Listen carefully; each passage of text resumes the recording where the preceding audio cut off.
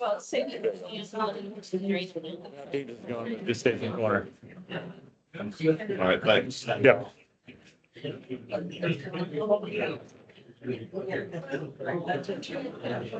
But you can move that around because it's obviously not plugged in, so depending where you end up there. Well, if I can move it, well, but then he's got to get up. So we'll But just it leave. should pick you up pretty well. Well, we'll just kind of sit here today. That's fine. People, for a while, we're used to this. Oh my goodness.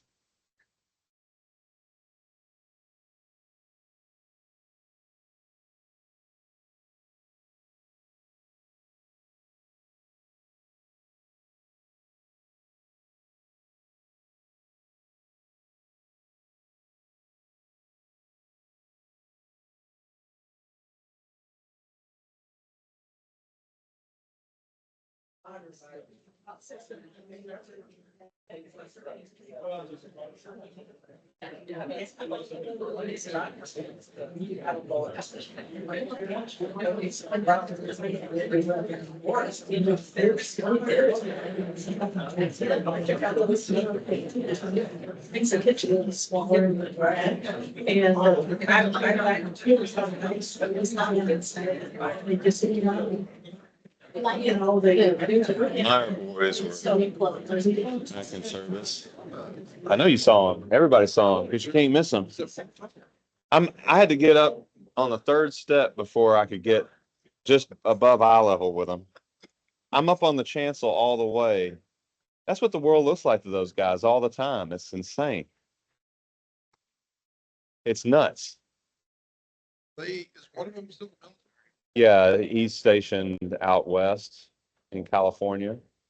And then the other one's following in the family business in Omaha. Yeah. Good guys, both of them. I enjoy it when they both get to come home and see mama. So I just thought that's fun. We got this brand new chancel, and I'm up 3 steps to get eye level with them, and I'm like, this is what the world looks like to you all the time?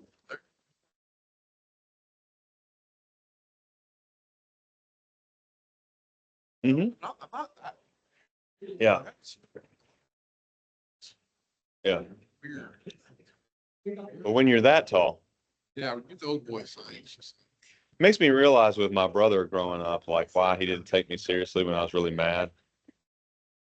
Because he's looking down on you know what I mean? Guy's 6'8". You know what I'm saying? Like, I don't care how mad you are.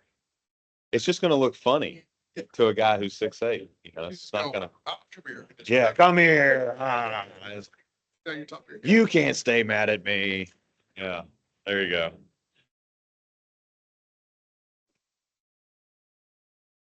Okay. 2 minutes. Down to the 2-minute drill.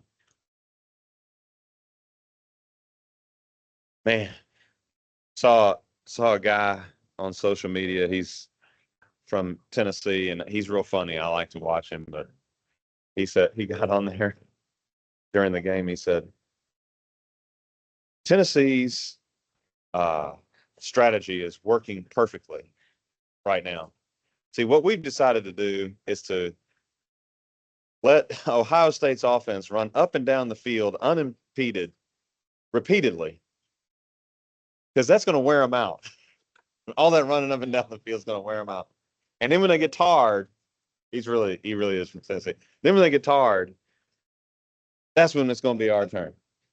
He said, they ain't tired yet, but soon it's going to be. And he was like, go Vols? Oh, that was terrible. How many on the game? Oh, This first round was a lot of blowouts, and it wasn't as competitive as it was supposed to be. I mean, you talk about that game. That was number 8 and number 9. Look, I got ready for this game. I don't ever get ready for it. I got ready because I thought number 8, number 9, first round of the playoffs, and somebody will win, but it'll be like a last second deal. Or I was looking for like a buzzer.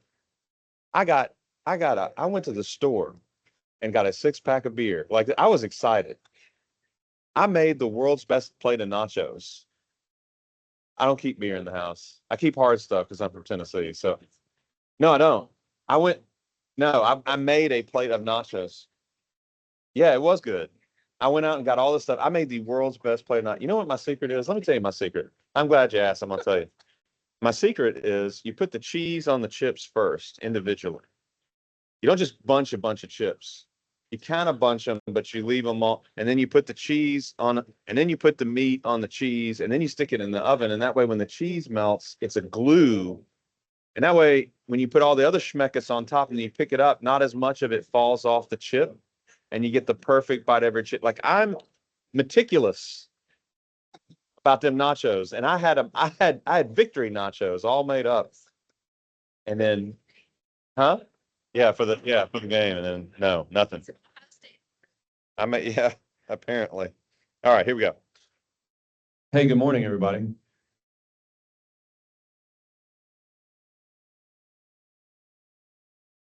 Good morning, everyone.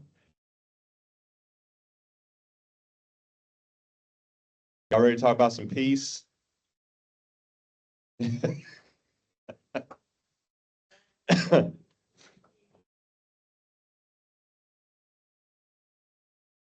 There you go. We're already singing.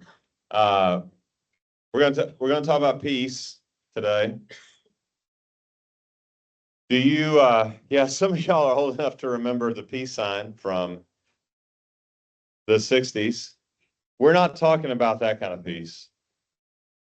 We're also not talking about it when you watch the Miss America pageant and they ask them what do they want and it's world peace.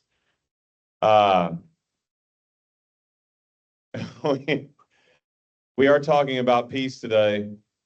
How many of y'all have to work for even just like an ounce or a moment's peace sometimes? Has that ever been like a season in your life you had to kind of carve out just a moment's peace? Sometimes I have to do that. So I know this is going to come as a shock to y'all because I love y'all and y'all love me and serving y'all is a great joy. And so it's going to come as a shock to you that some weeks are hard weeks because you're like, how's it going to be a hard week when Pastor Will gets to hang out with all of us, right? So, but some weeks are a hard week, and and I've said to my wife a few weeks ago, I said, honey, listen, I love to cook. It's a hobby of mine. It's been a rough week. I'm going to cook for you and for Mari.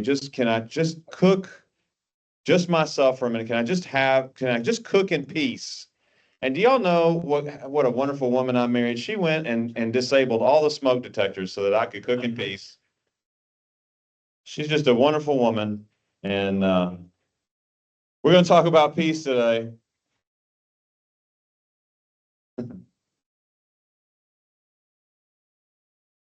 So you got your worksheet there.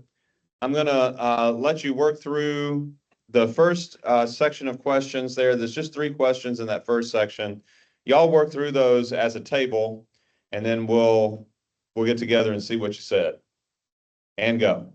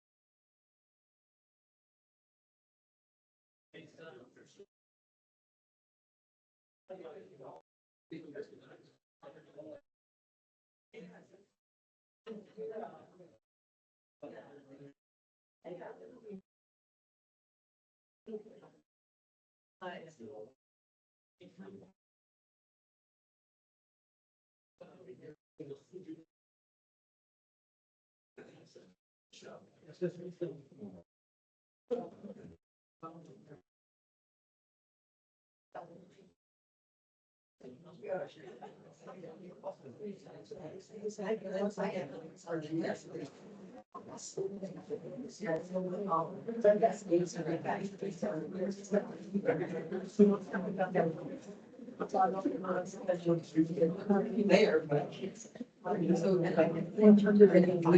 Yeah. Mike. Come over here, please. Talk to us. Mike's running solo today.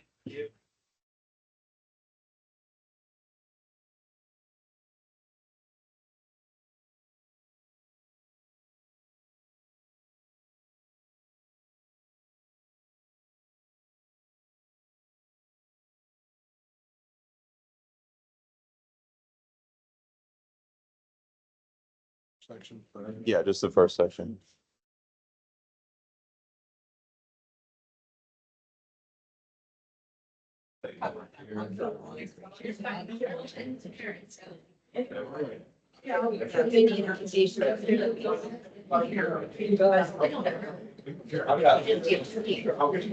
It looks like you're second, like a slide there, like you're still on the curve, then it's like, it's got these. You know, and you shut one eye and it's there, shut the other eye. And it's not, I got, I used to go by it. Some people turn into migraine headaches. They said no.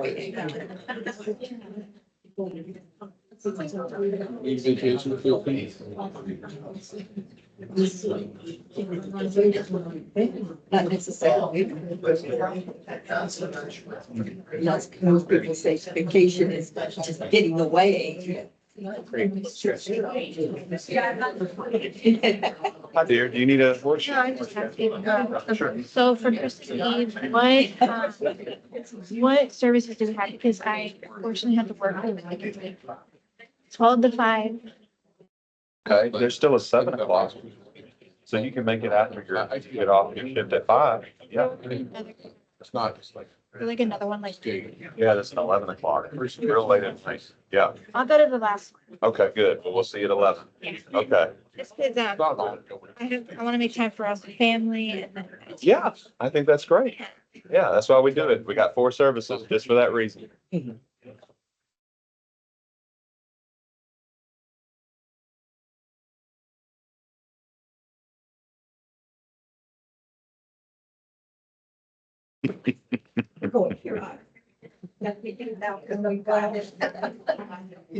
Almost more stress. I can see, but you're not. I need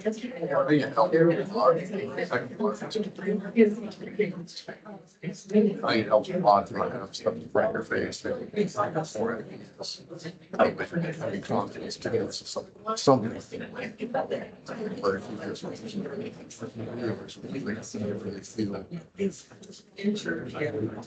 I always decent reliant. Little phrase. That's a thing. It's the phrase. To have an relationship with it.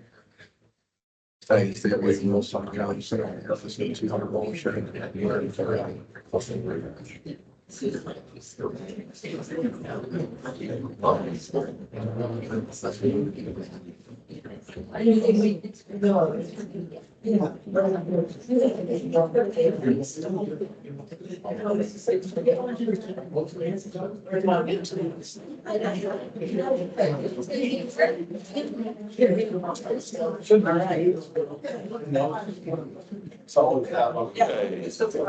Let's see where we're at in our discussions.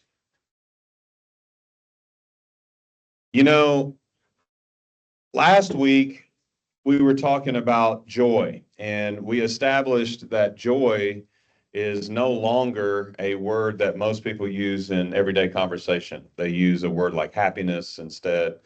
And so we talked about joy or rejoice, you know, that wasn't really a word that everybody uses anymore, but peace is a word that people use all the time. Okay. So I think this is one where we're not necessarily up against vocabulary maybe, but we still want to talk about the concept of peace and how we think about it. So do you need a vacation to feel peace? No. Some of you are like, no. Some of you were giggling when you said no. Those of you who giggle when you say no, why were you giggling? Because, oh, the stress of packing, the stress of getting lost. Okay.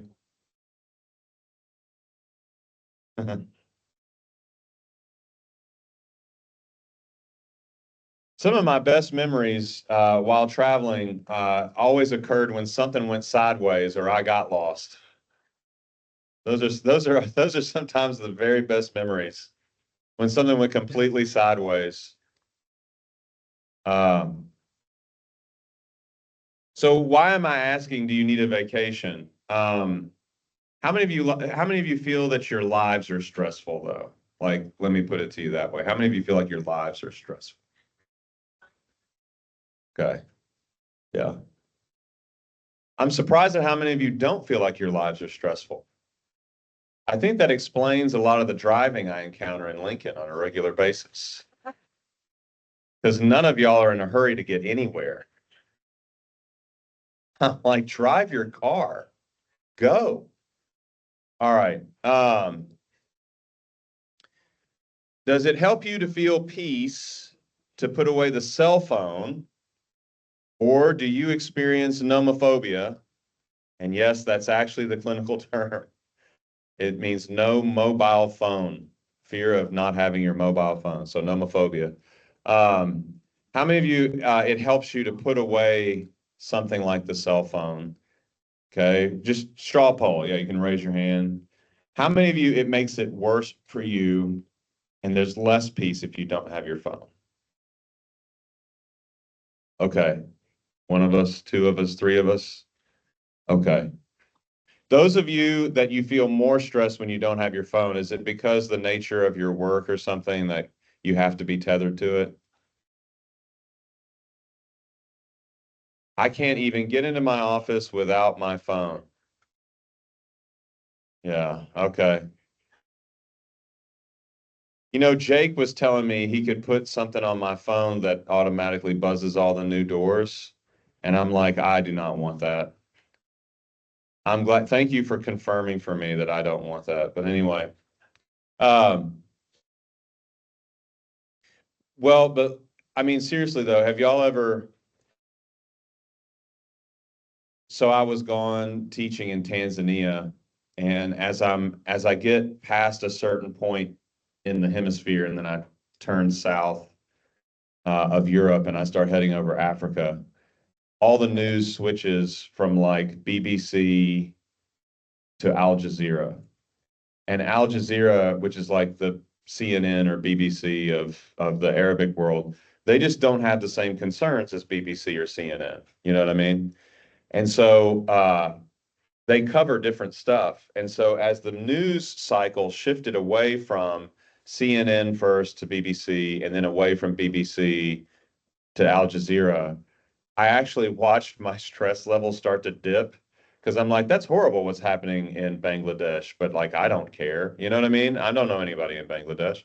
So some of the horrible stuff that you see in the news cycle, when that's not in front of your face, I've noticed that that has an effect on me when I don't have it constantly in front of me. I don't know if y'all feel a similar way or not, but I think limiting the amount of horrible stuff that you know about is going on right this very second is sometimes a helpful thing for stress level, okay, and your peace.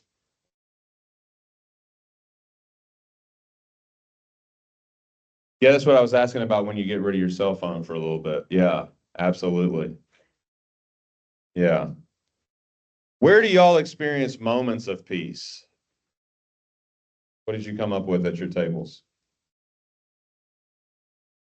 You're at church? Okay, good. I hope that's true. That's good. Yeah. Yeah.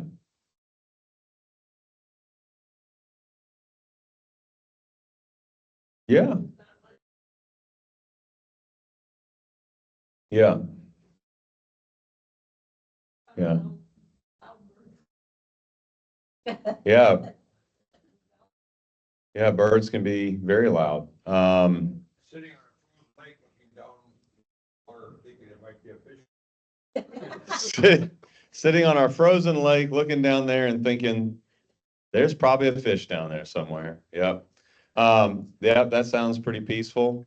Sometimes when the weather's nice, so like not this time of the year, but sometimes when the weather's nice, I'll go out and I'll remember that I'm from Tennessee, which means I take my shoes and my socks off and I'll just stand in the grass.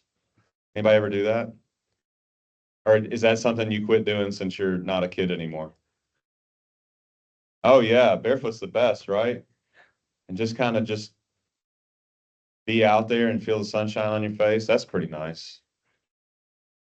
My daughter gets annoyed with me because my daughter makes me feel at peace. And okay, so let me back up. The reason this makes her annoyed. So she was trying to play this video game over the weekend. It was just this weekend. She was trying to play this video game. She was trying to show me this video game that she really likes that she plays on her iPad. So she's a teenager now, so sometimes she doesn't let me snuggle with her, but as long as she's got the iPad and she's showing me something, I could kind of sneak my arm around her, you know what I mean? And I kind of got her up on me, you know, and she's showing me this thing that she's playing and she's just talking about it and showing me. And this has been her whole life, her whole existence. Like she could be a baby and she'd start cooing and stuff, and it would be the same thing. Whenever I'm with my daughter, I feel at peace because I'm in the moment and it's just me and her. And that's a really special thing to me. And I don't always get that. And I'm always thinking about the next thing. And so I'm at peace. So guess what happens the next thing that happens to me? I fell asleep. I always fall asleep. And it really annoys her because she's like, Dad, I'm trying to show you fell asleep. I'm like, because you make me sleepy. But it's not in a way, it's not a bad thing. It's a really good thing. Like, Anna would leave me with Mari and she was a little toddler and she'd be like, okay, you're watching her. Yeah, I've got her. I've got her. And then she'd get home and like, I'm passed out in the middle of the floor drooling, you know, and Mari's just goo goo gaga, you know, all around me, you know, she makes me feel at peace. And then I'm finally able to sleep because I'm not stressing about whatever the next thing is and it bothers her, but she doesn't understand it. She doesn't understand why daddy acts that way. So we find these moments of peace, don't we? Well, let's look at what the Bible says about peace. I've got 3 discussion prompts there for you. I got some reading of some biblical resources. I've given you some biblical resources there. So why don't you all look at those, discuss them in your tables, and we'll come back together. Go.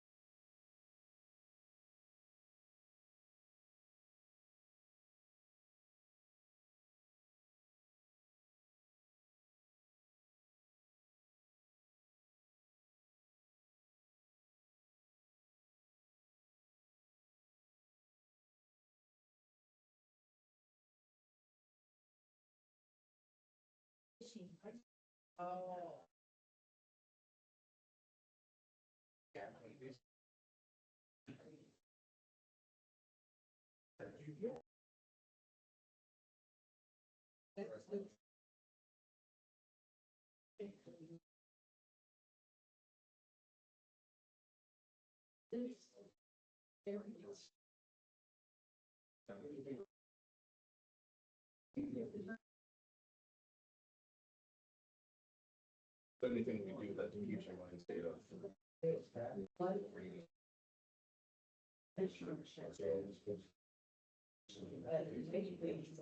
So it's say 26. Members of one body just called as these things. Their staff.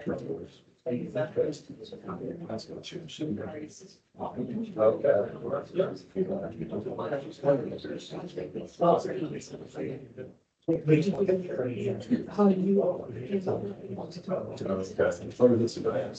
possible, so far, he's a student, he's a place they projects from, but if possible, so it's a defense, live peaceably with. This piece, keep it in perfect peace, line of state on you because it's trust.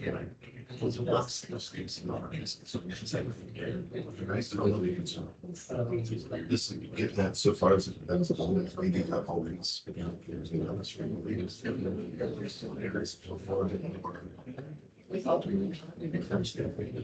You should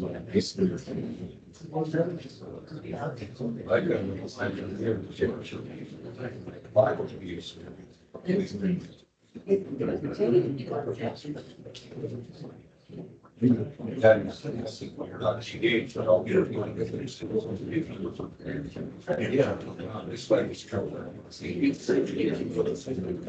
But I wonder if the office, maybe you should get more. Classes. The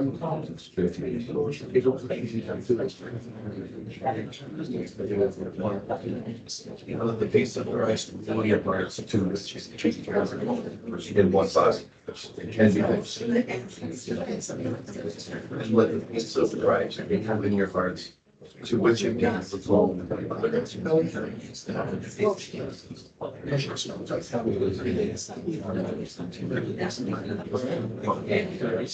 Even as much as is a source of good, to the same.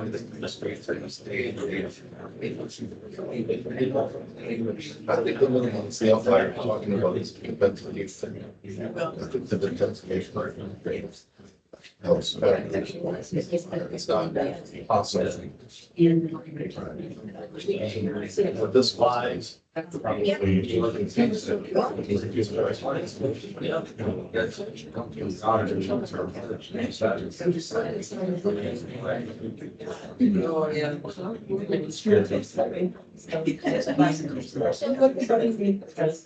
Yeah, I think that's what I felt. That's.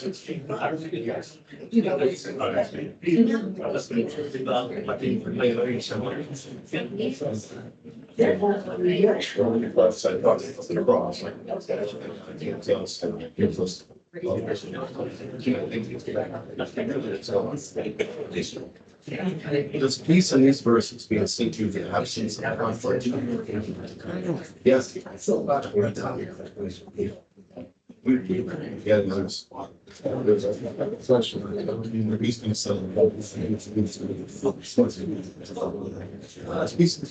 Verses being seen with. That's like a process. It's a person.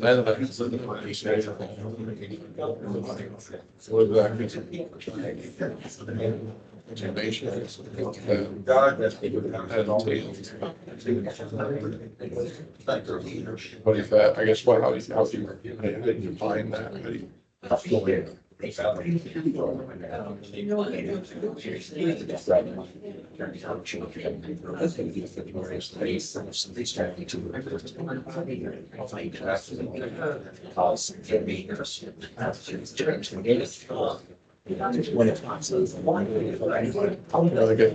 You read outside of that verse, the context, for it's repaid, evil for evil, so it's kind of deal like you're saying too.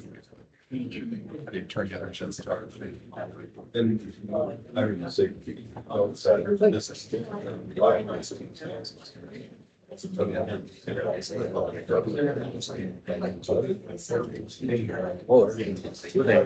be 11 o'clock service. Oh, great. Yeah. Eldridge, which doors, you want all the doors open, like the north doors or matching cards or little south and west would be I enough? think south and west will be enough. Okay. For that late hour, we need to tighten up a little bit. Yeah, And it won't be as highly attended. So that'll be good. okay.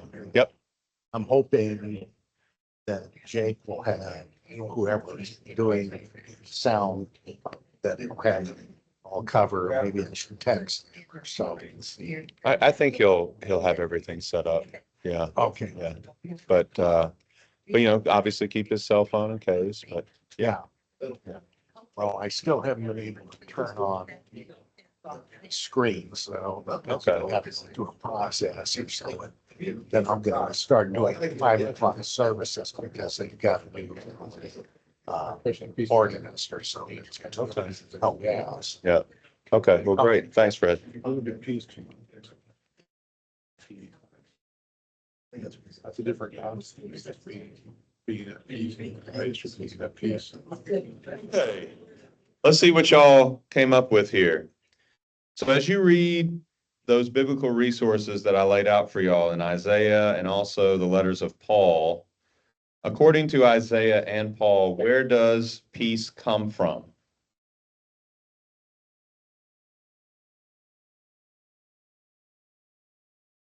Do they say God or Jesus?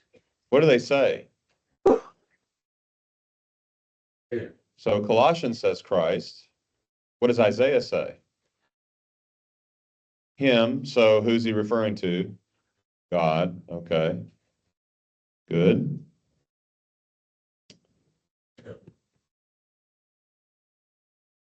Is the source of biblical peace usually the same way that you experience peace day in and day out? Why or why not?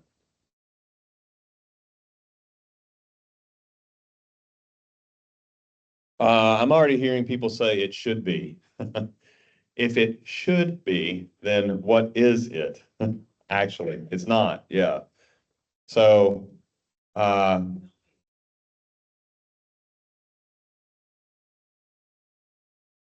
yeah. So, when I was working on my PhD, I had my entire dissertation on my laptop computer, and I had to go to St. Louis to check in with it's called a PhD panel. I had several readers reading my work, and I had to go in person to check out stuff with them and see where we were at. And so I traveled to St. Louis, and St. Louis has a great public transportation system. So I flew in, and then I was on the train, and then that seamlessly goes to the bus system. And then I got checked into my hotel, and I realized that I had left my backpack with my laptop with my entire dissertation on a public bus in St. Louis, Missouri.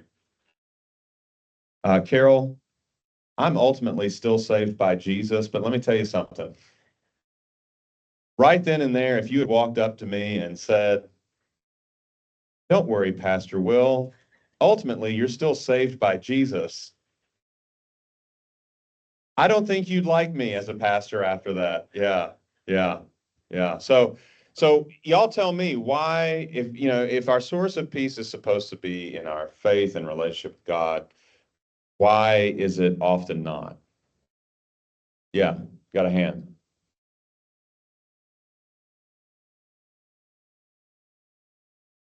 Hmm. Okay, what else? Okay. I think sometimes we don't want the peace that Jesus offers. We want the peace that I can. Okay, what would that mean, Joel? The difference or distinction between the peace that Jesus offers versus the peace that we want to build for ourselves. Unpack that a little bit. Be more likely to if my parents were in the room, but I think it involves submitting to Christ first to get the peace that he offers sometimes. I can't have it both ways. Either he's in charge or I am. I don't like that. Okay, so either Jesus is in charge or I am, and he is in charge, and I don't like that. There you go. Yeah. Myself is my. So what do we keep coming back to then? Our peace is often not in our relationship with God because what's messing with our peace or what we're looking to bring us peace is about what?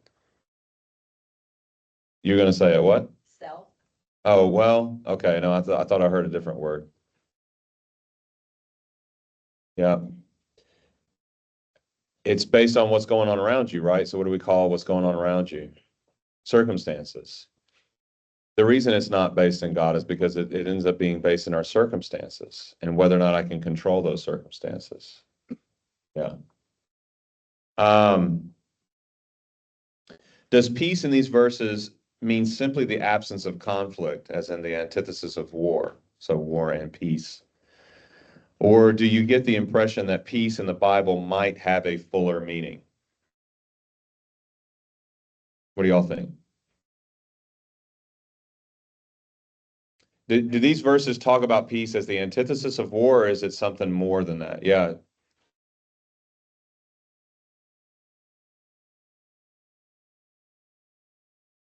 If you drill down far enough, it's the absence of conflict. It depends on how you want to define, because we could define conflict as conflict within the self, right? We could define conflict as in interpersonal relationships.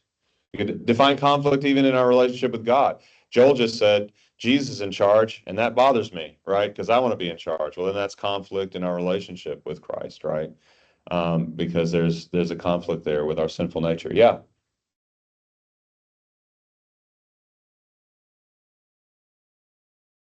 Yeah. There are things that we can't control, Izzy. That's right. So what kind of things can we control? Yeah.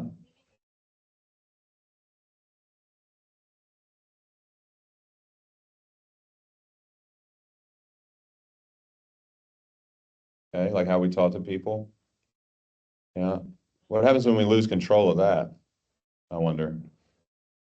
Izzy, you're such a sweet person, and I love being able to say that with you about you and not lying. That's a truthful statement. Yeah, and your grandfather seconds that. Izzy's a very sweet person. I would be shocked if Izzy ever talked to somebody in an unkind way. I'm very capable of talking to someone in an unkind way, though. So that I don't know that applies to me. So here's the rule, guys. In spiritual matters that are above you, you don't have control. You have to rely on the Holy Spirit. On those things that are below you, you do have control and can learn self-control. So you can choose if you have the turkey sandwich or the ham sandwich that's below you. Does that make sense? But you can't choose to follow Jesus. The Spirit has to draw you. So does that make sense to everybody? You can't pick the things that are above you, but you can pick the things that are below you. That's what you have control over. How about let's look at the way Jesus talks about peace. That's that last section there. Let's look at how Jesus talks about peace. Discuss those three discussion prompts at your table, and then we'll talk.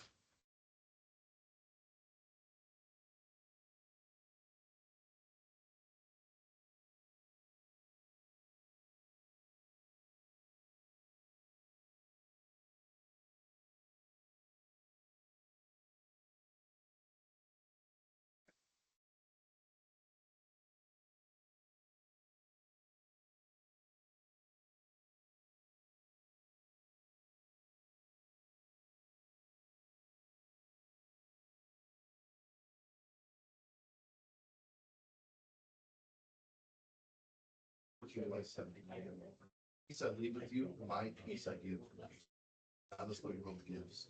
My part to you. But I give them you. He said, leave with you, my peace I give. Not as the world. Not like your but let not your heart be troubled. Yes.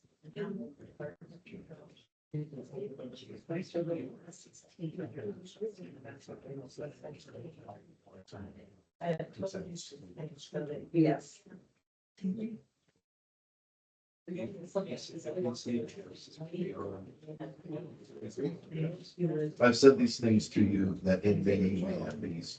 In the world you will have tribulation. Take heart, I have overcome the world.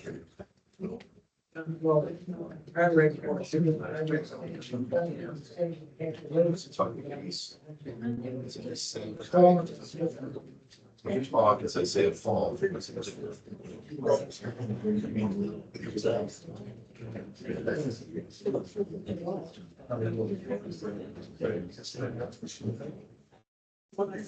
Sources.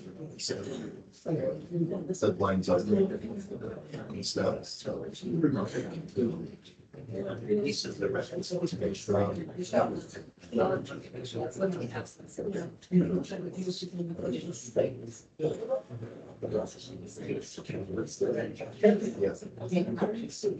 Elections above me.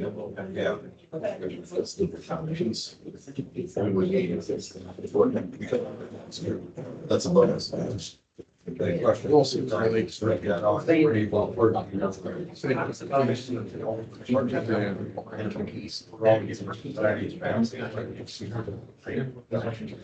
Right here. He's pushed right again. From the source. He's saying that. I think it's good. I do this. It's really good. That's why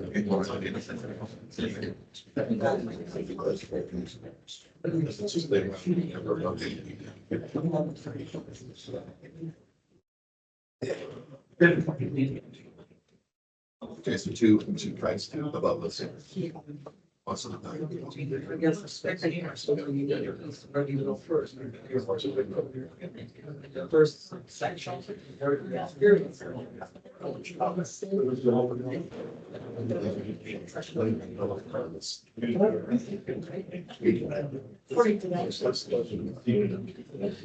He's pretty good for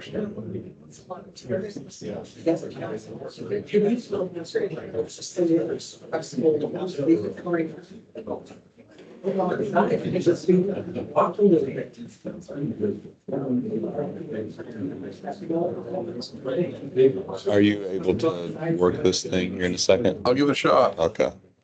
Let's see where they're at. Hey, okay, there wasn't a ton of verses there, just 3 little references. How does Jesus talk about peace? And is it the same kind of talk as Isaiah and Paul, or is it at all different?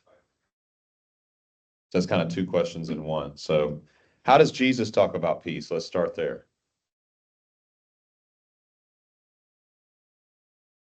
As he gives it to us and it's actually beyond this world. Okay. I wonder if there's something there in terms of, we said that we have peace or don't have peace based on what? When we're not finding it in God, it's based on what? Circumstances. So if Jesus says that the peace that he's talking about is actually beyond this world, maybe that's why, because it's not circumstances. Does he talk about it the same way as Isaiah and Paul, or is it at all different? And it's kind of, that doesn't really work as well with Paul, because Paul's all about Jesus. It's kind of got a thing about it all being about Jesus. But does he talk any differently than maybe Isaiah even?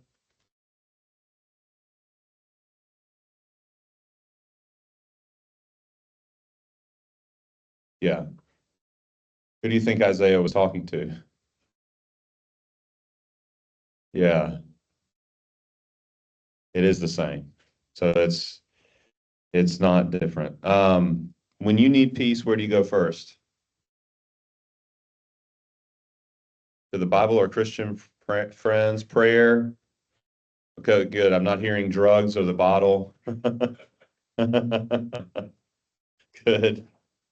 Makes me happy. The answers I'm not hearing right now. That's good. Well, I'll tell you what, Todd's going to try to help me here, put up a video, and we're going to see if this plays for us. Last week, the video cut out in the middle. We're going to see if we can try to get one of the videos to play this week.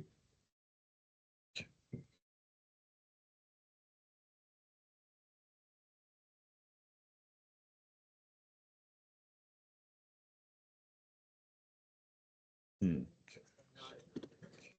don't know that that's, yeah. There it is. Okay. Oops. Well, where's the? The word peace is common in most languages. People can talk about peace treaties or times of peace. It means the absence of war. And in the Bible, the word peace can refer to the absence of conflict, but it also points to the presence of something better in its place. In the Old Testament, the Hebrew word for peace is shalom. And in the New Testament, the Greek word is eirene. The most basic meaning of shalom is complete or whole. The word can refer to a stone that has a perfect whole shape with no cracks. It can also refer to a completed wall that has no gaps and no missing bricks. Shalom refers to something that's complex with lots of pieces that's in a state of completeness, wholeness. It's like Job, who says his tents are in a state of shalom because he counted his flock and no animals were missing. This is why shalom can refer to a person's well-being. Like when David visited his brothers on the battlefield, he asked about their shalom. The core idea is that life is complex, full of moving parts and relationships and situations. And when any of these is out of alignment or missing, your shalom breaks down. life is no longer whole, it needs to be restored. In fact, that's the basic meaning of shalom when you use it as a verb. To bring shalom literally means to make complete or restore. So Solomon brings shalom to the unfinished temple when he completes it. Or if your animal accidentally damages your neighbor's field, you shalom them by giving them a complete repayment for their loss. You take what's missing and you restore it to wholeness. The same goes for human relationships. In the book of Proverbs, to reconcile and heal a broken relationship is to bring shalom. And when rival kingdoms make shalom in the Bible, it doesn't just mean they stop fighting. It also means they start working together for each other's benefit. This state of shalom is what Israel's kings were supposed to cultivate, and it rarely happened. So the prophet Isaiah, he looked forward to a future king, a prince of shalom. And his reign would bring shalom with no end. A time when God would make a covenant of shalom with his people and make right all wrongs and heal all that's been broken. This is why Jesus' birth in the New Testament was announced as the arrival of eirene. Remember, that's the Greek word for peace. Jesus came to offer his peace to others, like when he said to his followers, "My peace I give to you all." The apostles claimed that Jesus made peace between messed up humans and God when he died and rose from the dead. The idea is that he restored to wholeness the broken relationship between humans and their creator. This is why the apostle Paul can say Jesus himself is our eirene. He was the whole complete human that I am made to be, but have failed to be. And now he gives me his life as a gift. And this means that Jesus' followers are now called to create peace. Paul instructed local churches to keep their unity through the bond of peace, which requires humility and patience and bearing with others in love. Becoming people of peace means participating in the life of Jesus, who reconciled all things in heaven and earth, restoring peace through his death and resurrection. So peace takes a lot of work because it's not just the absence of conflict. True peace requires taking what's broken and restoring it to wholeness, whether it's in our lives, our relationships, or in our world. And that's the rich biblical concept of peace. Okay, so I said, Okay. oh, all right, let's see here. So I said that we didn't have a vocabulary problem like we did last week when we're talking about a word like joy that nobody ever uses anymore. But it turns out we might actually have a vocabulary problem. And that is because we're using the word peace instead of the Hebrew word shalom. When Jesus, in John chapter 5, when Jesus heals the paralytic by the pool of Bethesda, y'all remember that story? There's a famous fountain now in Central Park in New York. That's the pool of Bethesda. It's got the angel coming down and stirring the waters. So when Jesus healed the paralytic, he had been a paralytic for 38 years or something like that. And then in your Bible, in your translation, it has Jesus asking the man, "Do you want to be healed?" But in the Greek, he doesn't ask him, "Do you want to be healed?" He asks him, "Do you want to be whole?" Now, was Jesus speaking Greek even though the New Testament is written down in Greek? No, Jesus is speaking Aramaic, and when he gets to that word, he is definitely using an old Hebrew word. Jesus doesn't ask the man, "Do you want to be healed?" He asks him, "Do you want shalom?" And then he heals him. So the biblical concept of peace is deeper than the way we typically use peace. And every time, by the way, that Paul says things that they've mentioned in the video, like Jesus is our peace, Paul is a Pharisee. He's a Hebrew's Hebrew. So even though he's writing to people in Greek, which is the language they all speak, every time he says eirene, he doesn't mean eirene the way that the Greeks use it. He means eirene the way Hebrew people use it, which means he actually means which word? Shalom. Jesus is our shalom. So this is Peace Sunday leading up to the coming of the Christ, and he is called in Isaiah's prophecy the Prince of Peace, and we love that title for Jesus. We use it all the time. It's very popular especially even in evangelical circles in America, right? We talk about the Prince of Peace. He's the Prince of Peace. I want you to know that the authors on that video are correct in Isaiah's prophecy. He is the Sar Shalom. He is the Prince of wholeness, completeness, peace, restoration, peace. He is the Prince of Peace. He is the Prince of Shalom. So just a thought for you today. I'm with you about some of the stuff we talk about when we use peace the way we use it. I struggle with peace the way we use it because my life is stressful because all I do all day is work with people. And I don't know if y'all have met people recently, but you're a cause of stress. You're also a cause of joy, but you're a cause of stress. But we're not talking about that. We're talking about wholeness and completeness.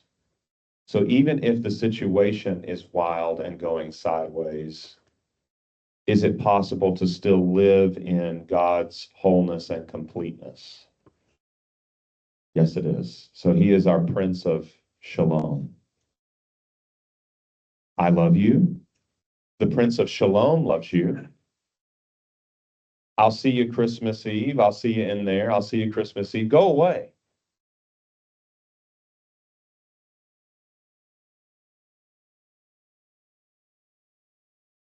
Do you know how to turn this thing off? Or like save the video? I'm not sure I do. Mike, glad you joined our table. That's right.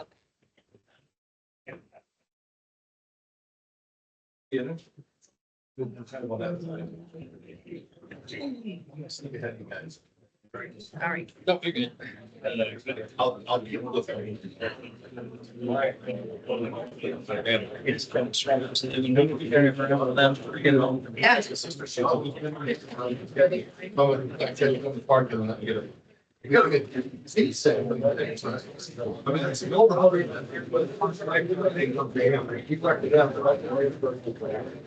Vacation. I just got some. Got turned off. What's the mean?